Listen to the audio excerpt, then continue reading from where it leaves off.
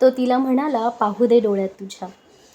तो तिला म्हणाला, पाहू दे डोळ्यात तुझ्या. ती म्हणाली, पोळी करपेल, थांब जाऊ दे मला आत. तो म्हणाला, काय बिघडेल, स्वयंपाक नाही केला आज. सासूबाई रागवतील, दूध ओतू गेलं तर आत. ठीक आहे मग दुपारी फिरून येऊ, खाऊ बाहेर भेळ. तो म्हणाला, ठीक आहे मग दुपारी फिरून येऊ, खाऊ बाहेर भेळ. ती म्हणाली, बाळ येईल शाळेतून, नाश्ता द्यायची त्याची आहे वेळ. बरं मग संध्याकाळी आपण दोघंच पिक्चरला जाऊ.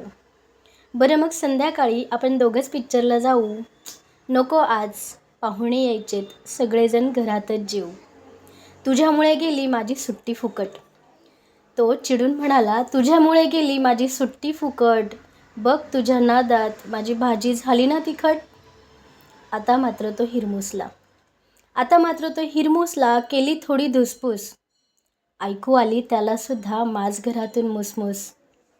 सिगारेट पेटवत एकटाच तो निघून गेला. डोळे भरून बघितले त्याला खिडकीच्या आडून.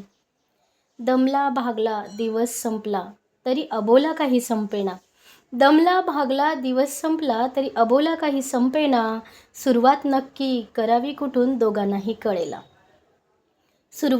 करावी कुठून दोघांनाही काही कळेना. नीट असलेली चादर त्याने उगीचच पुन्हा नीट केली. अमृतांजनची बाटली तिच्या उशाजवळ ठेवून दिली. तिनेच शेवटी धीर धरून अबोला संपवला. रागवलास ना माझ्यावर. आणि तो विरघळला. थोडासा त्याने सुद्धा कबूल केला आपला राग. ती म्हणाली, बाहेर जाऊन किती सिगारेट ओढल्यास आज. तो म्हणाला, माझी सिगरेट जळताना तुझं जळणं आठवलं. छोट्या मोठ्या गोष्टींसाठी जीव जाळणं आठवलं. अपेक्षांचं ओझं तू किती सहज पेललंस. सगळ्याच सुखदुःखांना तळहातांवर झेललंस. तुला नाही का वाटत कधी मोकळं व्हावंस. झटकून सगळी ओझी तुझ्या जगात पुन्हा जगावंस.